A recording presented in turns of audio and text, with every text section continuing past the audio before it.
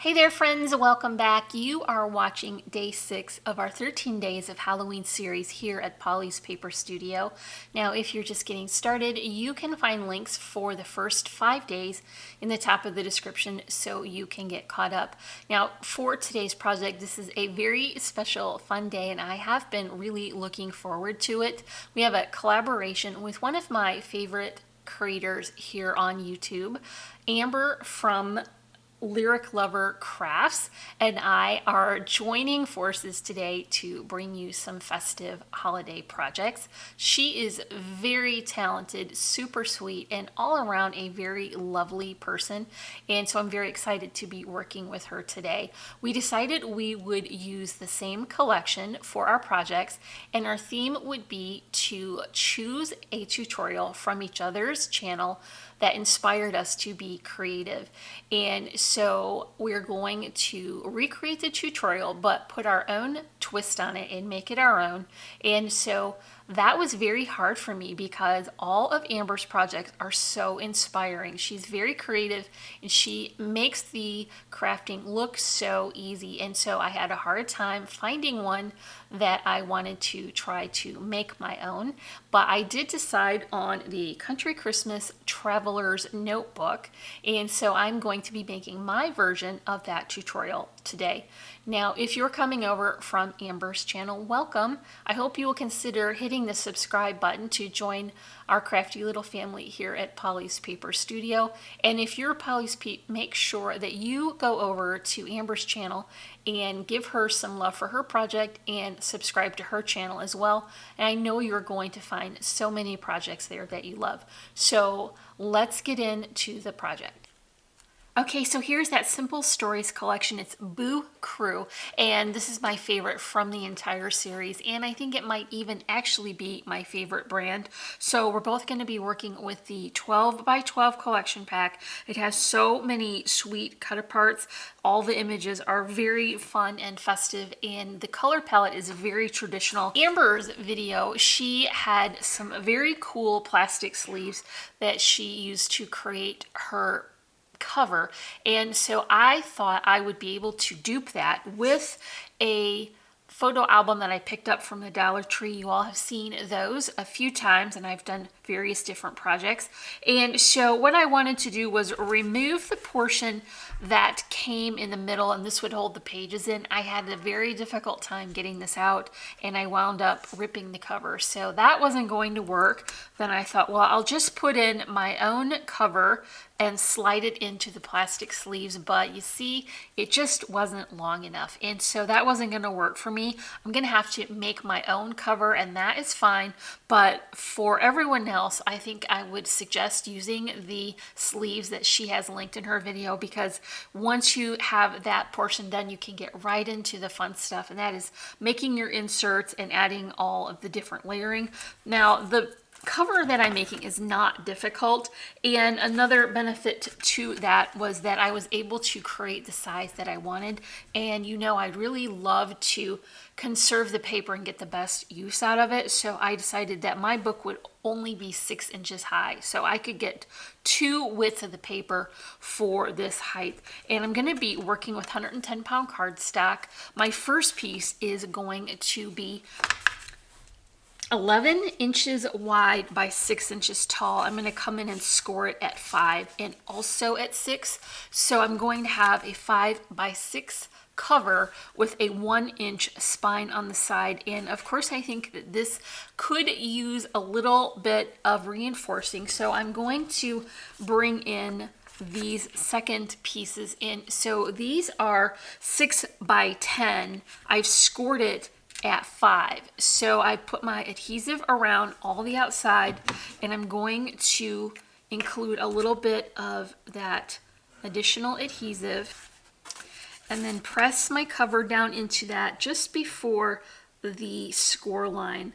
And this is going to give me a triple layer of that 110-pound cardstock.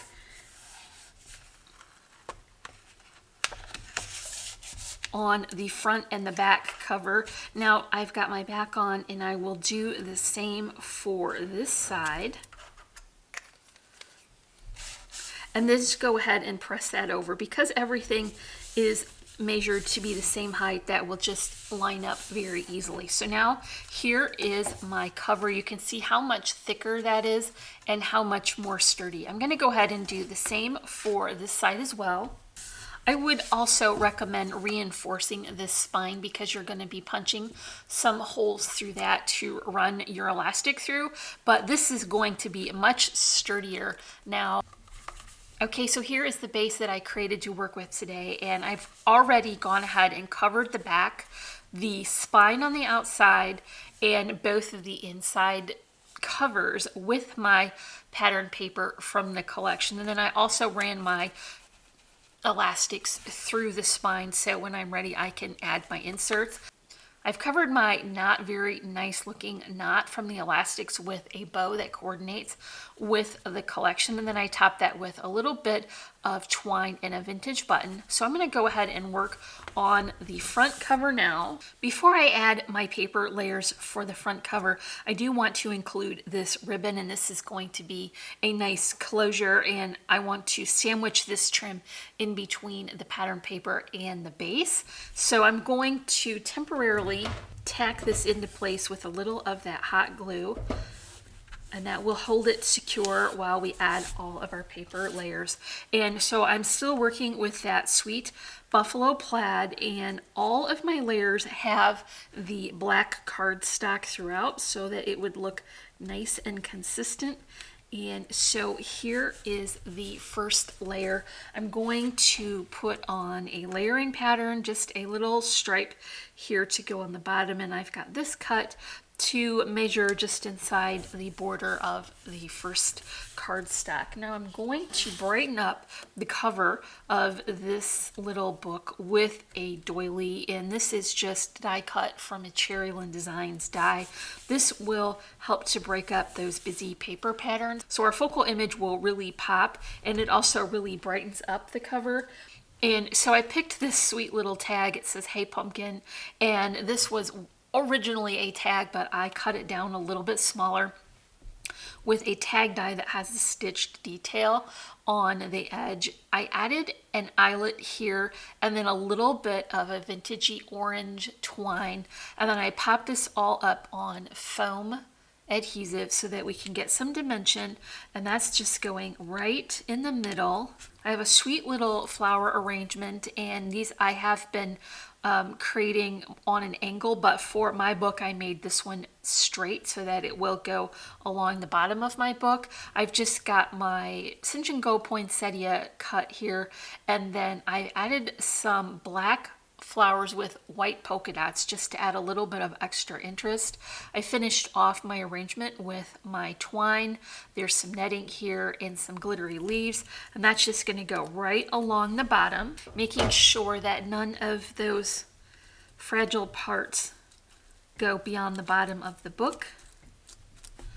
Okay, last but not least, some details for the cover are going to be some little charms here. I've got a pumpkin and a little witch hat. I'm going to add these right to the corner and then cover those cut edges with a vintage button. I've got some stickles here to add to my pumpkins just to bring out some of the detail, so I'll go ahead and add that now, and this can set up while we're working on the insert. Okay, so I've got two elements to add to each of those elastics in the book, and the first one is going to be the folded insert, very similar to the one that Amber did. Now she used a stapler to secure hers that you don't necessarily need to secure it if you're going to band it or string it with another insert. And so what I've done is I have clipped my pattern paper here to be 9.5 inch wide by 5.5 inch tall. And it's important to keep the measurement of the height of your inserts between where those elastics are going to go. Otherwise, it will put too much pressure on this top and bottom and it will tear your inserts. So you want to make sure to keep them in between where the elastics are. And so I think it also matters that you don't put too many layers of pattern paper here. Even with just the 4 that I picked for this one, the inside did come out quite a bit from the first layer. And so I went ahead and I clipped mine together so that I can come back in with a nice sharp pair of scissors and just start trimming off that excess, because I want all of my layers to be at the same width so that it will look nice when it's finished. So I'm just clipping those off, keeping my scissor right alongside the very first row of pattern paper so I know where to have that cut line. Okay, now that I've got that done, I can take off these clips, and this is going to be my first folded insert. Now you can see how nice that finished edge is. So for the next portion of the insert for each of the elastics is a folder, and this was very inspiring to me from Amber's project because she was able to incorporate so many more of those fun cutter parts from the collection that she used, just tucked them into the pockets, and that gave a lot of flexibility for whoever finishes this book. And so if this were a documenting Halloween, you could definitely add a lot of pictures and other things to the pockets as well and do your journaling on the back of the cards. And so I thought that was genius. Now I'm going to create a version of that folder, but I have to shrink my size down because my book is a little bit shorter. Now when Amber made her folder, she used the pattern paper from the collection, and I thought that was a really great idea, but I wanted to see if I could cut my papers down a little bit and mix them and match them. So I'm just going to make my folder out of my 65-pound weight cardstock, and then I'll cover that with my pattern paper, and then I can bring in my borders of my black cardstock. So this is 8 inches high by 11 inches wide. My first score line is at 3/4. My second one is at 5.5, and then at 10 1/4. Then I turned it on its side and I scored at 2.5. So basically this is going to become the bottom of our pocket, and I want to relieve a little bit of the bulk that would fall into that center crease by clipping out a V from the center, and I'm just going all the way up to that score line. I measured this with a ruler so it's nice and straight. And then when you take that out, you're not going to get all the bulk in the center, so that will fold much nicer. So to secure the outside, you want to come in and remove the portion where the score line was for the bottom and then the very outside score line. And I'm just going to clip that out as well. When you make yours, take the time to follow along your marks much more carefully than I am. So now this will fold in and this will fold up. Another thing you need to do is to cut this flap where the top of your pocket falls. So I just made a line with my pen, and then I'm going to go ahead and clip along this line as well. Part of it will go inside the pocket and part of it is what you'll adhere the pocket to the front. So go ahead and do that for both sides, and then when you fold your pocket up, you're going to have a much wider pocket to use. Okay, so like I said, I want to finish my folder with the collection papers. So the first thing I'm going to do is adhere the top of that score line on the side to the back portion.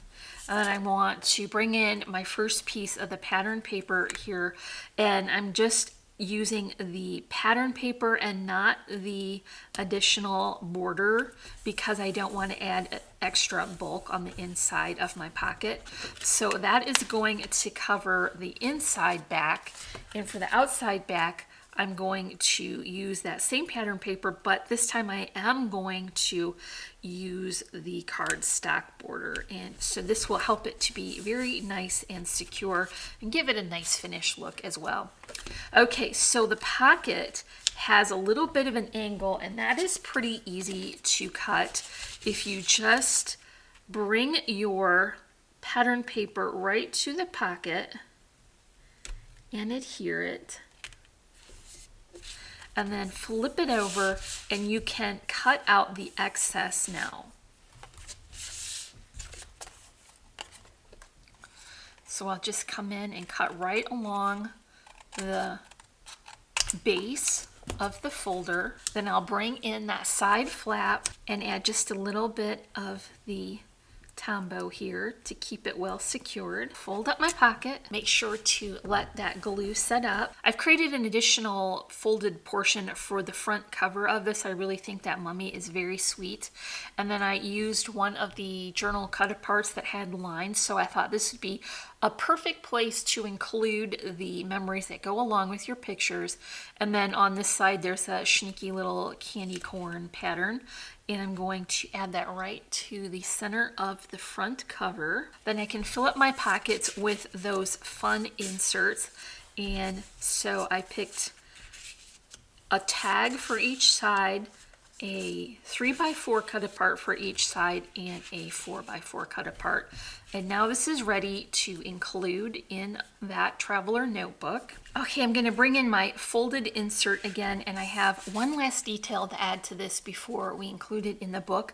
And I've just picked some of the fun cut aparts with the larger images on them and cut them down to be 3.5 by 3.5 and gave them a border of the black cardstock. Then I added my adhesive only on 3 of the sides. So I'm just going to attach this to the front of this insert. And now I can tuck in one of the sweet little tags, and here is more room for journaling on the back. Put that right in there. So here's a nice little sentiment, and it was part of one of the cut apart sheets, so I just went ahead and clipped that out, leaving the border that was on it. And so this is going to be our folded insert and our folder. What I want to do is string these together so that both of these will fit underneath one of the elastics in the book. And so I've brought down my cord here, and I just picked this up from the Dollar Tree. It's regular fabric covered stretch cord, and I just want to tie that around so that these two are really going to act as one piece. I'm gonna do a double layer of that just to make sure that it's extra secure, and I'll go ahead and tie on just one of them to begin with, and then I can slip the other one in along with it. And so I'm just going to tie a regular old knot, make sure that is very well tight in that knot so it will be very secure. I'll go ahead and trim off that excess now, and then slip in the folder so that this will become one portion to add to the book base. Slide that down there and then put my tags back in. Okay, so now our stickles is all set up, and I can flip this over, and I'm going to add this to the one set of bands.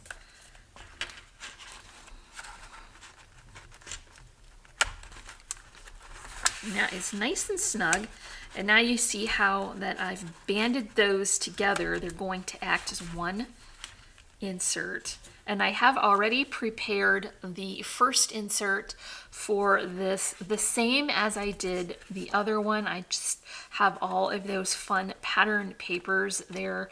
They're ready for someone to finish off with the fun holiday memories.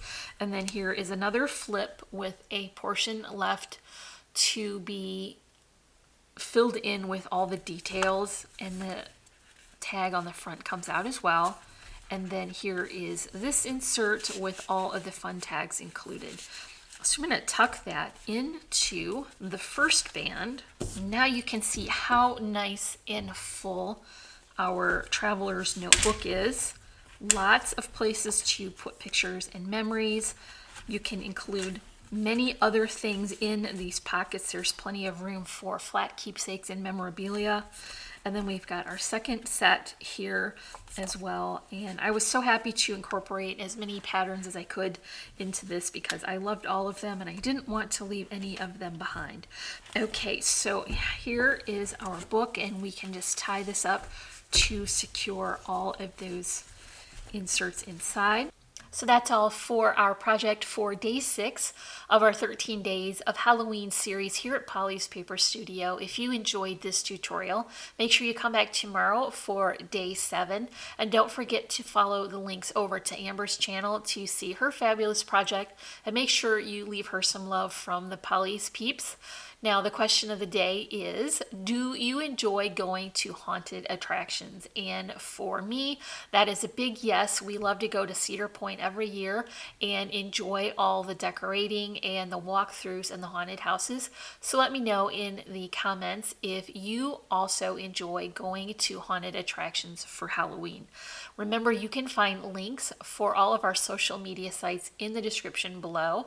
And don't forget to leave me a comment on this video and a big thumbs up. That really helps my channel to grow. And as always, I'm wishing you a happy and productive day, and I thank you so much for watching. Bye.